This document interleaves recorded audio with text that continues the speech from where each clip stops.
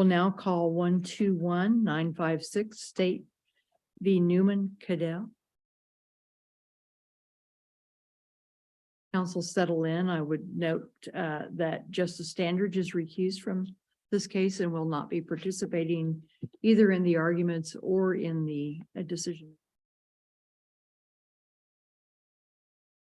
May it please court, counsel, I'm Corey Call representing Brady Newman-Caddell. I'll request 3 minutes because I have to do that when I stand up here. Yes. Thank you. It's a good precaution. Better ask twice than Yes, none. so never hesitate to ask. The Brady pled guilty to aggravated kidnapping, 2 counts of rape, and 1 count of aggravated criminal sodomy. The district court granted the state's motion for durational departure, citing 2 factors. One, that it was a crime of extreme sexual violence and that Brady presented future dangerousness.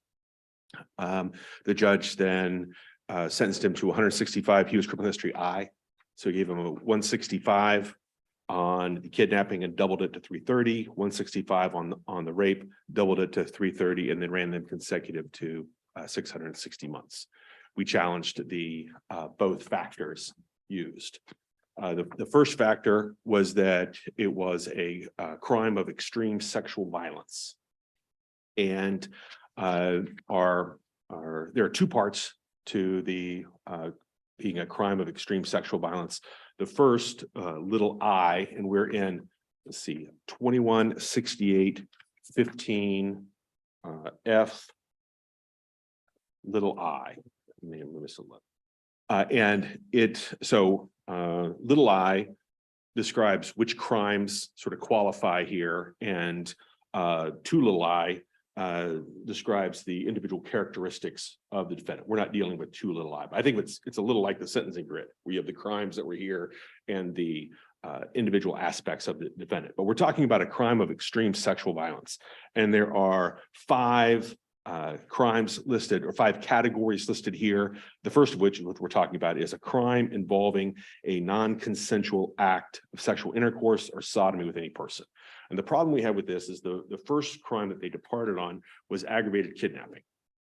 And here they kidnapped the victim, and during the course of that kidnapping, they raped her and sodomized her. So factually have a non-consensual intercourse or sodomy. But according to the statute, kidnapping does not contain an element of non-consensual act of sexual intercourse or sodomy with any person. So the question is, are we looking at the statutory aggravated kidnapping? Did the legislature mean, when they said a crime involving a non-consensual act of sexual intercourse, did they mean the statutory crime, or did they want the court to look at the individual facts?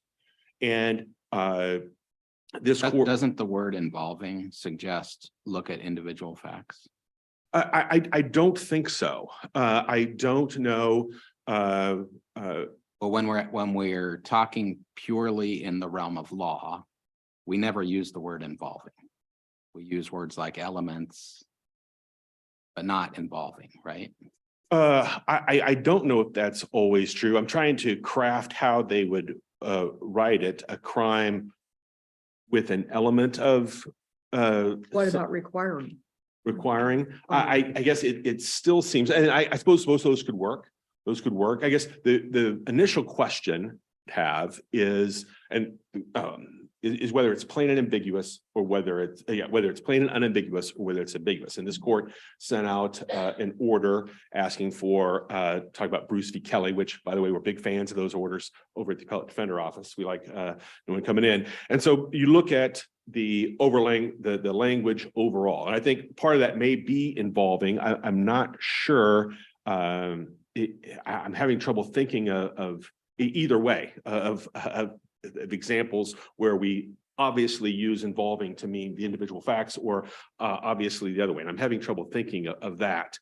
One thing that the Court of Appeals said, and that the state argued, I think it's probably their best argument, is that if you look at the other categories here, the legislature named certain statutes. So they one of the categories is aggravated human trafficking, as defined in 215426, or commercial sexual exploitation of a child as defined in 216422. In the state's argument, the Court of Appeals said, well, if the legislature had intended the statute rape, they would have said rape as defined in this statute, or sodomy as defined in this statute there. And that's a good argument. We've made that argument. That's a way you can look at statutes. I think it's more difficult in this case with the rape and the sodomy statute because it doesn't read very cleanly, and that may not always be a priority with the legislature. But if you look at the rape statute, you have 5 different categories, 4 of which deal with non-consent, but the middle one, C, is less than 14. So they would have to list out rape as defined in 2155A1, 215501.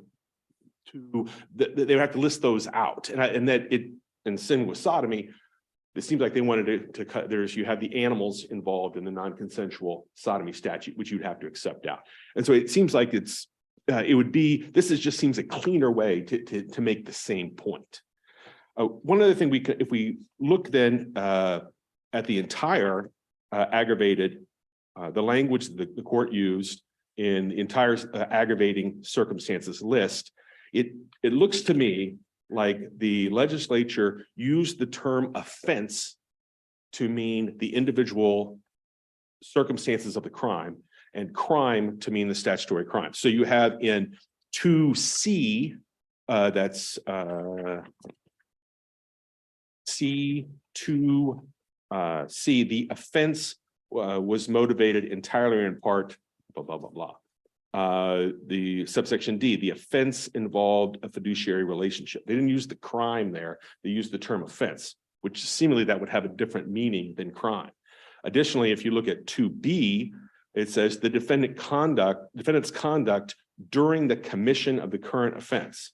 Well, that seems to be pretty clear, doesn't it? That if we're talking about the conduct during the commission of the offense, and if you also look at subsection H, the crime involved 2 or more participants in the criminal conduct.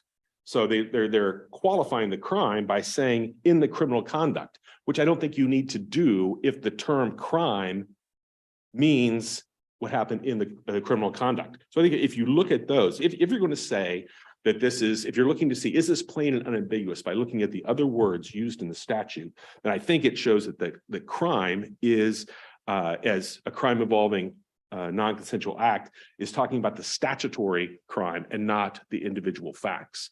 I want to point out that if it's not plain and unambiguous, and there seems to be a lot of disagreement here about this. So if it's not plain and unambiguous, then you move to statutory construction.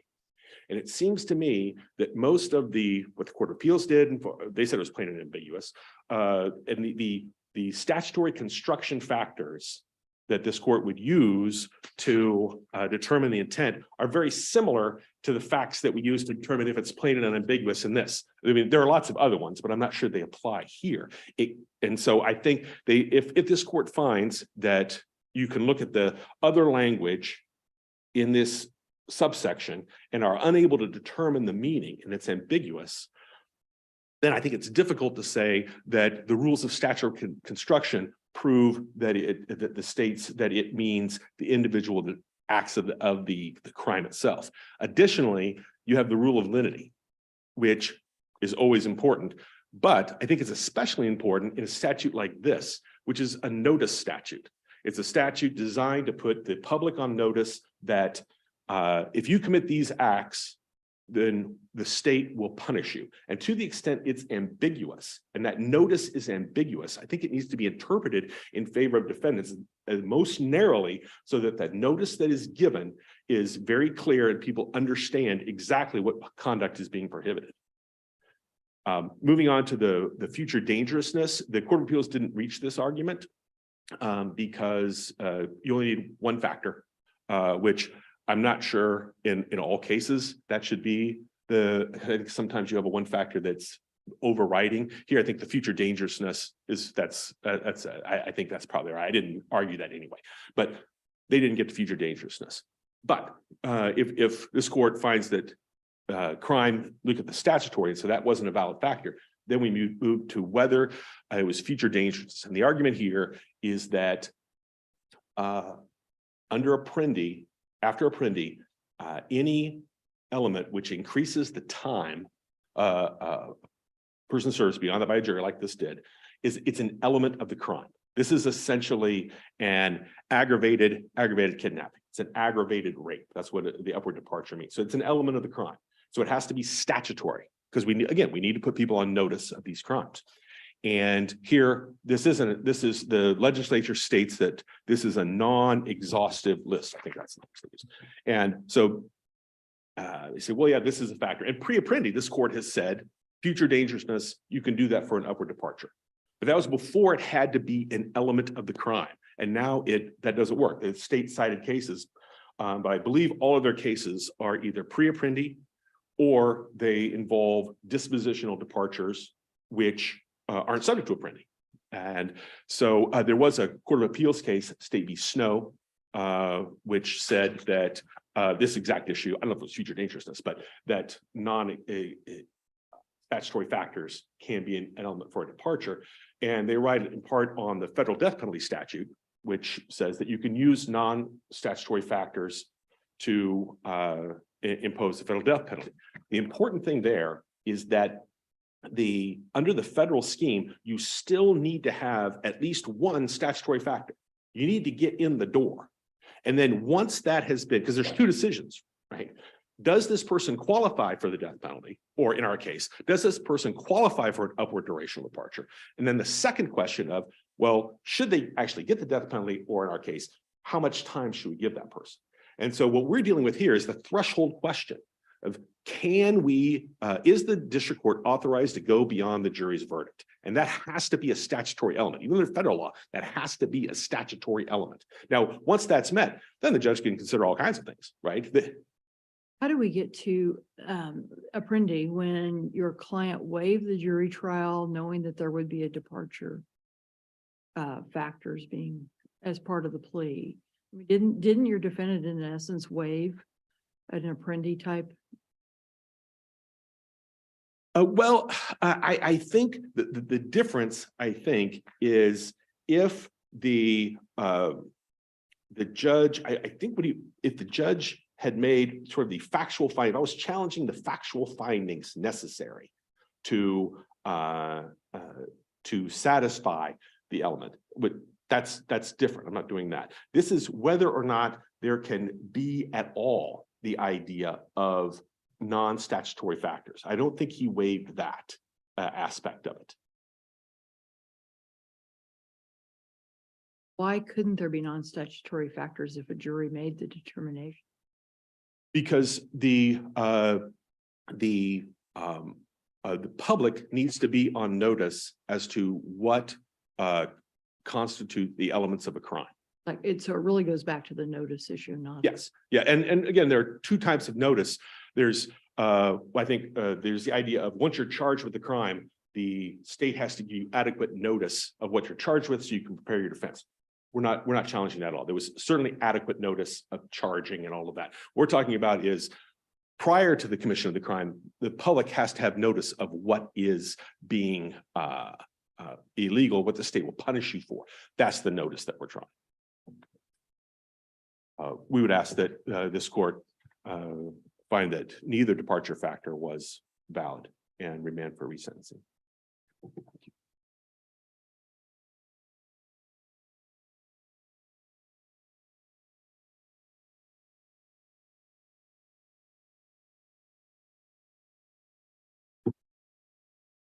Madam Chief Justice, and may it please the court.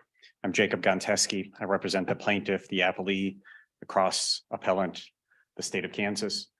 And by stipulating not only to his guilt, but to stipulating to the fact that his crimes were crimes of extreme sexual violence, that he was a predatory sex offender, and that he presented a risk of future danger to the public, Mr. Newman-Caddell waived every argument he has before you today. He waived them because both arguments rest upon, as you heard opposing counsel say this morning, they rest upon Apprendi, and Apprendi's foundation is about the right to have a jury determine the facts that will elevate your sentence. And this defendant not only waived his right to a jury to determine his guilt, and he not only stipulated factually that the aggravating circumstances were present, he stipulated further that they were substantial and compelling reasons to depart. And he even went a step further and he stipulated that they were not outweighed by any mitigating circumstances. He went as far as he could to tell the court, I'm agreeing to the state's case. I'm agreeing to my guilt. I'm agreeing to their departure. I'm agreeing it's substantial and compelling. And I'm agreeing it's not outweighed by any mitigating circumstances. My understanding, at least in part, of defendant's argument is that he claims, as a matter of law, that ag kidnapping cannot be a crime of extreme sexual violence. Do you agree with that? That is his argument, yes. And wouldn't it follow from that you can't stipulate to an error in law? So at least as far as that argument's concerned, maybe would you agree that we still have a live issue here? I believe you do, to the extent that although there has been a threat of case law that you can plead guilty to something that's not a crime necessarily. His was, and my argument in response to opposing counsels is that his argument that it is not a crime of sexual violence it contravenes the statute itself. When you look at how Mr. Newman-Caddell was actually charged, I'm not looking at the affidavit, not looking at the underlying facts, but how he was actually charged in this case, what made his aggravated kidnapping charge stand on the complaint is that he committed a kidnapping to hold such person to facilitate the commission of a crime, to wit, rape and or aggravated criminal sodomy. Both of those are crimes that involve non-consensual acts of sex. That's essentially an element of his kidnapping. Well, if it was an element of his kidnapping, wouldn't the convictions be multiplicitous? And it can't be an element. Otherwise, it runs into the multiplicity rule. If it can't be an element, then it wouldn't be subject to his Apprendi argument. And he's making an argument that it's an element because it elevates his sentence. Well, maybe I'm the one confused, but as I understand the argument, it is, look, what this statute means, this extreme sexual violence statute, it means that you can find this factor if the crime includes as an element a non-consensual act of sexual intercourse. And you would agree that ag kidnapping does not necessarily have to include a non-consensual act of sexual intercourse. I agree with that. So the question is, does the statute, what is the plain meaning of the language, a crime involving? And that seems to me to be a question of law. I agree. And so I guess I would ask you to talk about that, because if that's all true, then what the defendant stipulated below really isn't relevant. It's a question of law to the extent that when you're interpreting that statute, you're examining the crimes that Mr. Newman-Caddell committed. Yeah, the fact. The facts, exactly. His kidnapping, his aggravated kidnapping would not be a crime of extreme sexual violence if he did it to obtain a ransom, for instance. And the departure criteria wouldn't have been satisfied here. But what's your best argument that the plain meaning of the words "a crime involving" tells us that we get to look at the facts? Because that provision of the departure statute does not narrow itself to particular crimes by statute number, as do the factors below it. The legislature absolutely could have confined this to only certain crimes in the Kansas Code by listing them specifically. And I believe our theft statute does that when it elevates thefts to various levels, says if you've been convicted of theft under KSA and so on. And so under that statute, we can't use out-of-state theft convictions or municipal ones, for instance.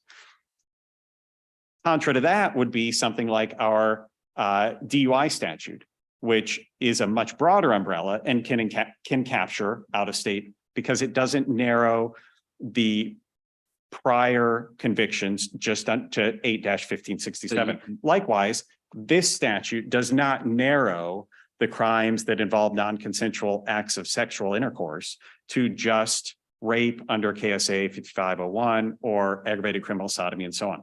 It does some of those specifically later within the very same statute. So So- it's sort of an imperi materia argument combined with the broadness, I guess, of the word involving. Is that a fair summary of your? It's a very fair summary. And that was in attempting to divine between the lines of this court's order, which invited the parties to be ready to prepare to discuss the impari materia aspect of this. My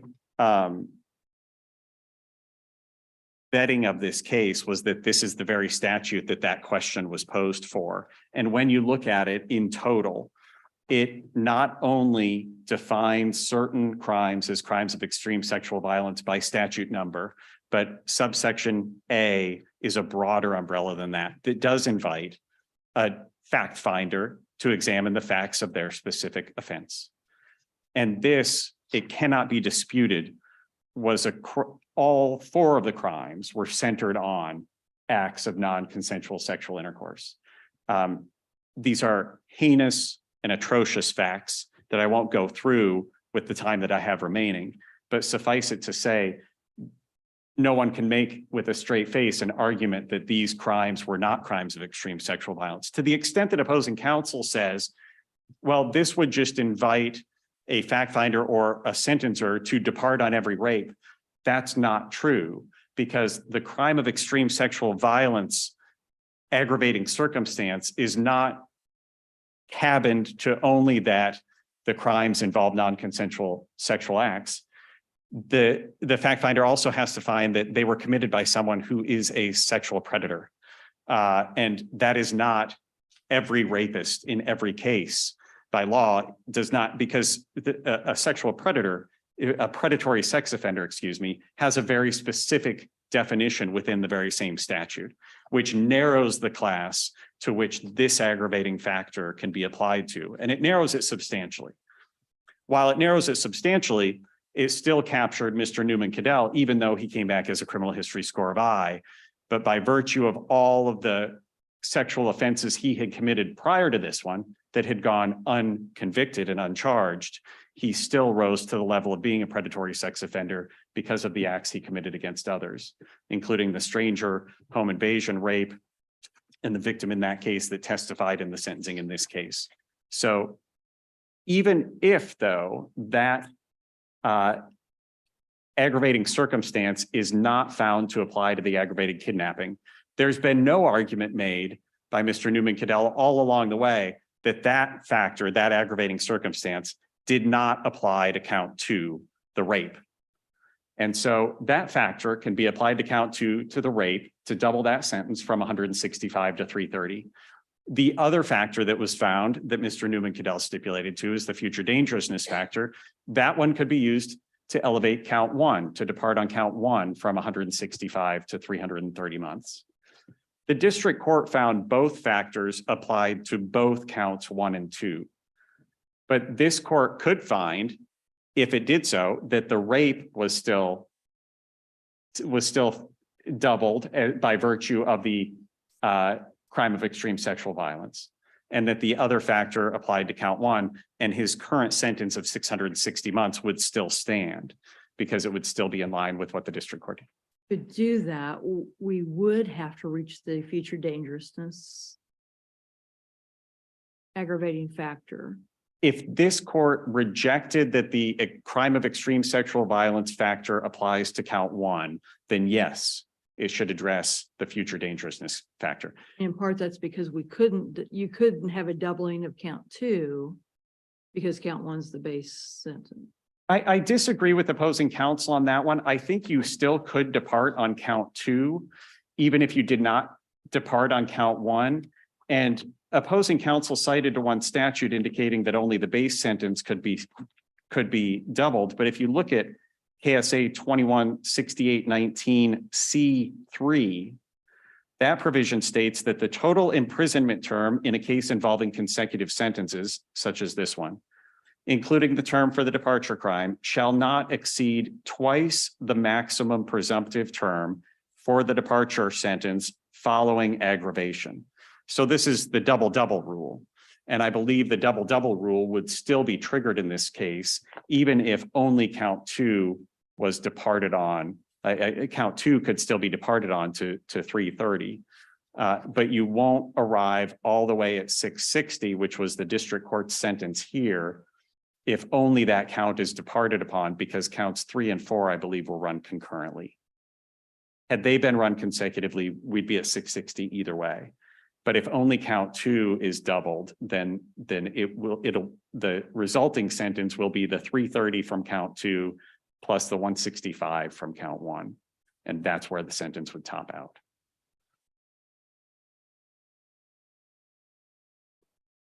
Moving on to the future dangerousness factor, the non-statutory factor. That factor is sound, even if standing alone.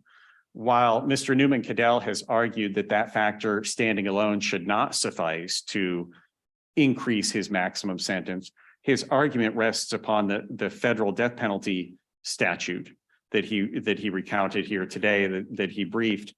But that statute explicitly states that a sentencer in the federal system is not permitted to go beyond or find aggravating circumstances unless first it finds a statutory aggravating circumstance.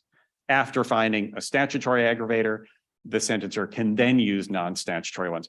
Our statutory system is not confined the same way. Our sentencing courts are not confined the same way.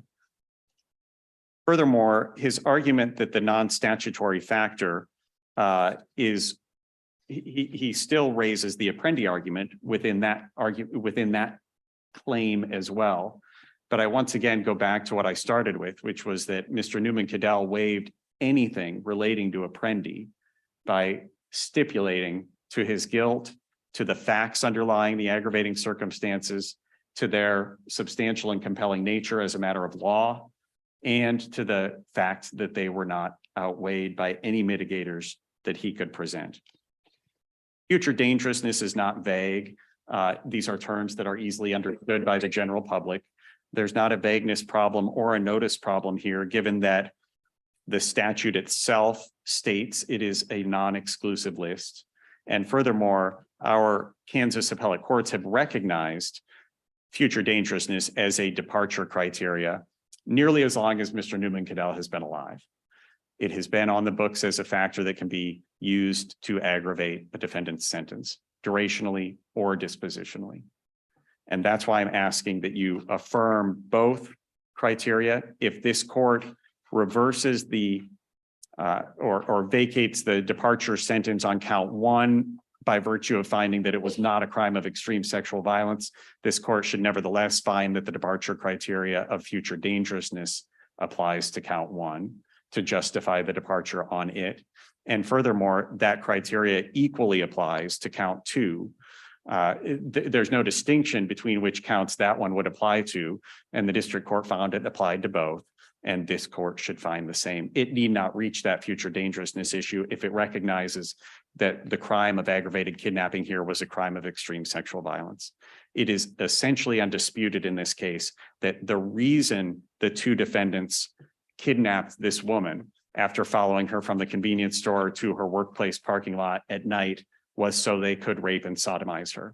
That's what they did. And that's what makes this aggravated kidnapping a crime of extreme sexual violence. Could aggravated burglary also be a crime of extreme sexual violence under the same underlying facts? I absolutely believe it could. I was just trying to think of other crimes that might, you said the home invasion on the one witness. Yes. That would suffice under this theory because it's a crime involving, just under the state's interpretation. I believe so. And the reason why, Justice Rosen, is that the intent, the purpose, the reason the defendant carried out the crime was to achieve that end. And Mr. Newman-Caddell, when he broke in, that other case would have been charged here, but it happened in Missouri. But that involved him breaking into an apartment home of a woman with her young child. And he proceeded to rape her in her bed while her 2.5-year-old child sat next to her in bed. And the child woke up and she held the child's hand and tried to soothe the child and tell the child it would be okay while she was being raped by this defendant. That aggravated burglary would absolutely be a crime of extreme sexual violence if committed in the state of Kansas. This defendant satisfied those aggravating circumstances. It's those underlying facts that support the finding that he was a sexual predator. And I'd ask that this court affirm his convictions. Most importantly, confirm his sentences as they were imposed by the district court. Thank you.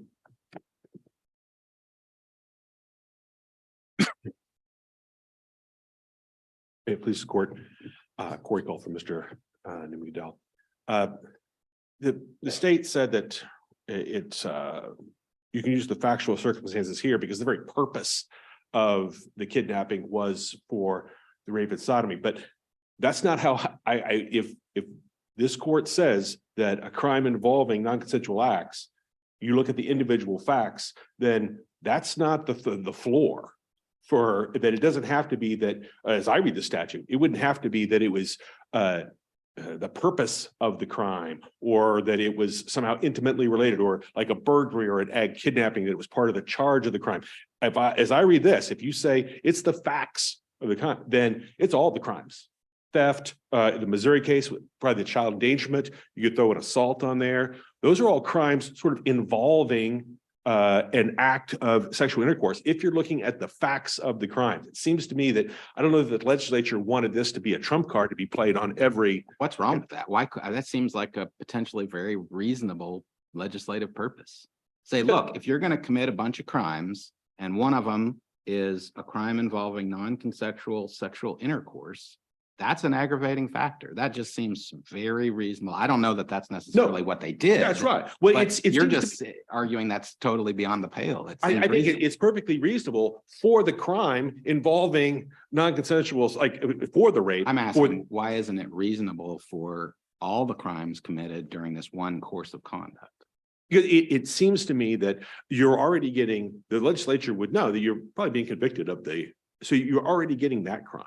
And it doesn't seem to me that based upon these, that the non-sexual nature, the acts of non-sexual intercourse would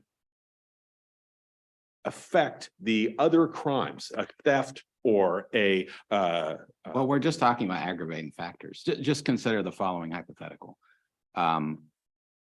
There is a rape that occurs, and in the course of the rape, a theft happens versus just a plain theft.